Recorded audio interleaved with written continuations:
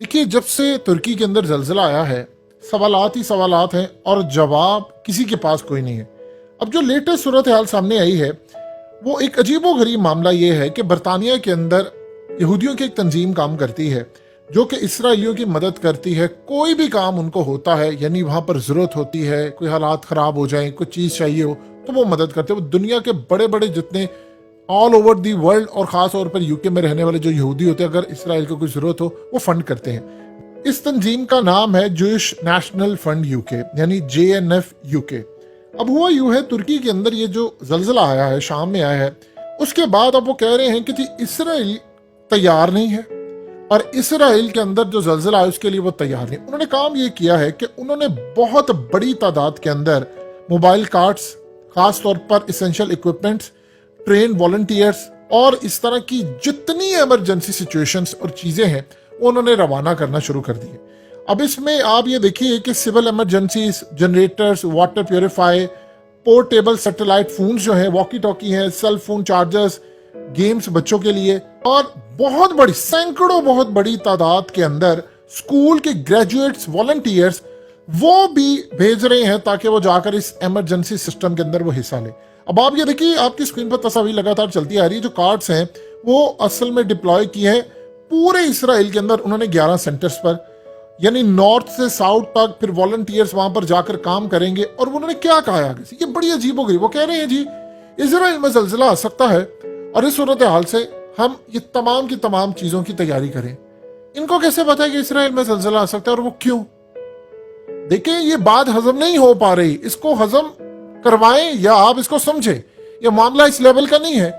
आप एक बात बताइए, तुर्की में जलजिला आया है, लिबनान में आया है, उसके अलावा जॉर्डन में आया है, शाम में है। इनकी सरहदें लग रही हैं, यानी जॉर्डन, सीरिया और लिबनान, इनकी सरहदें इसराइल के साथ लग रही है। इसराइल को कुछ नहीं होता, एक ईंट नहीं वहां पर गिरी। झटके महसूस किए गए हैं। सवाल ये पैदा होता है, इतनी बड़ी तादाद के अंदर ये हंगामी बेसिस पर ये सारे क्यों पहुंच रहे हैं?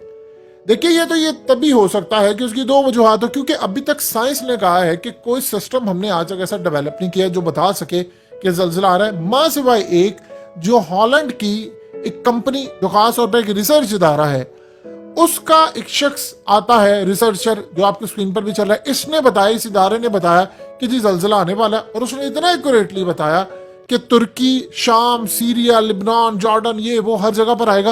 और फिर उसने पाकिस्तान, चाइना के हवाले से भी एरियाज का बताया। अब वो 3 दिन के बाद जलजिला आ गया। अब सवाल ये पैदा होता है कि एक तो इनको कैसे पता चला, दूसरी बात यह है कि साइंस का सिस्टम डेवलप नहीं, उसने कैसे काम कर दिया।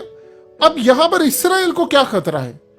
क्या इसराइल को खतरा है इस बात का? देखिए, सबसे पहले 2 चीजें समझिए कि कोई आने वाला, उनके सिस्टम ने ऑलरेडी उनको बता दिया है, या सबसे बड़ी बात है कि इसमें कोई टेक्नोलॉजी का इस्तेमाल किया गया है जो ज्यादा बड़ी तादाद के अंदर जलजिला आ गया है और वो उसके आफ्टर शॉक्स आएंगे, या वहां पर भी कुछ होने वाला है, या किसी और मुल्क के पास टेक्नोलॉजी है जो इसका वो बदला लेगी कि भाई ये सारा कुछ हुआ है या कुछ है। ये अचानक से आपने इतनी ज्यादा हंगामी बेसिस पर इसराइल में चीजें कैसे रवाना कर दी हैं? आपको किस चीज का खतरा है?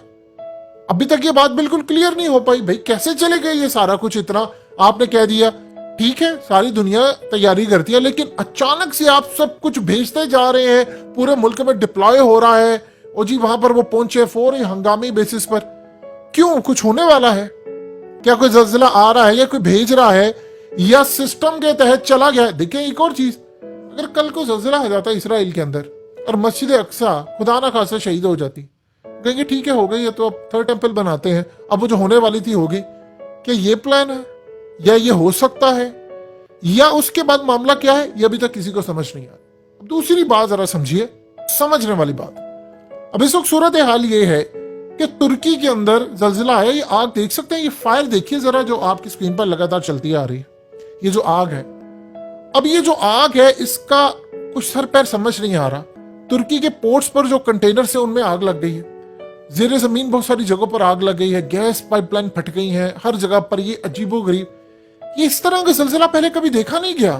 तैयब उर्दगान की बात बिल्कुल ठीक है कि भाई ऐसा जलजिला तो 1939 में नहीं आया। ये क्या है? ये कैसे हुआ है? किस लेवल पर जाकर ये काम हुआ है? इसका कोई जवाब देने को तैयार नहीं है कि भाई ये किस तरह की सूरत हाल चल रही है। आज से पहले कभी ऐसा नहीं हुआ था।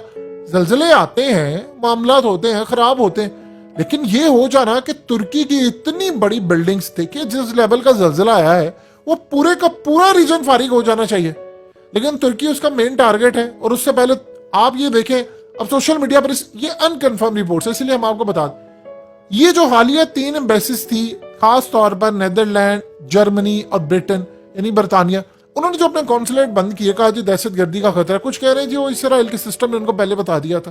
کیسے بتا دیا تھا؟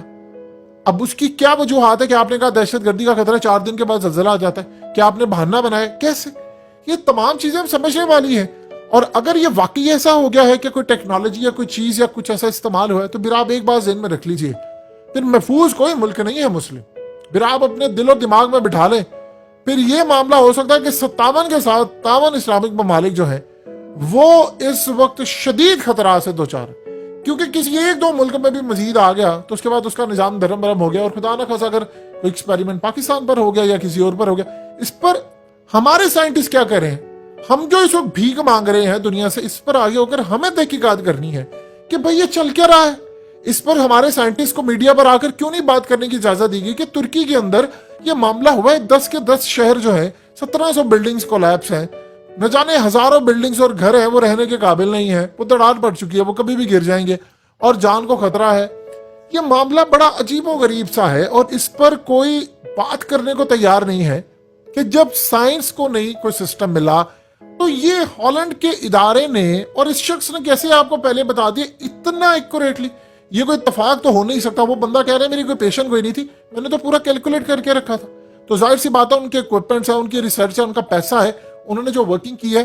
ہمارے یہاں سے ابھی تک کسی میڈیا چینل نے ان کو اپروچ نہیں کیا، کسی بڑے حکومتی لیول کے سطح نے نہیں کیا کہ یار آپ بتائیں، یا ہم اپنے سائنٹسٹ وہاں پر بھیج رہے ہیں یا ہم اپنے ایکسپرٹ بھیج رہے ہیں، بتائیں کہ آپ نے پاکستان کے حوالے سے بات کی ہے، کیسے یہاں پر ہے، ہم پہلے تیاری کر کے رکھیں۔ اگر اسرائیل کے اندر یہ چیزیں بھیجی جا سکتی ہے تو ہم بھی عین موقع پر منگوا کر رکھیں، کیونکہ آپ کی ایکوریسی ٹھیک رہی ہے۔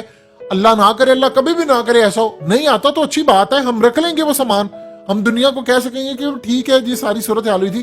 لیکن اس پر ہمارے یہاں پر بھی کوئی گفتگو نہیں ہے، ایک عجیب طرح کی خاموشی ہے۔ یہ تو پوری دنیا کی ہیڈ لائنز بننی چاہیے تھی، لیکن ابھی تک کوئی اس پر بات کرنے کو تیار نہیں۔ اس سے بڑی بات کیا ہے کہ انہوں نے آپ کو بتا دیا، اور ایگزیکٹلی وہیں پر ہوا جا کر زلزلہ آیا جہاں پر ہے۔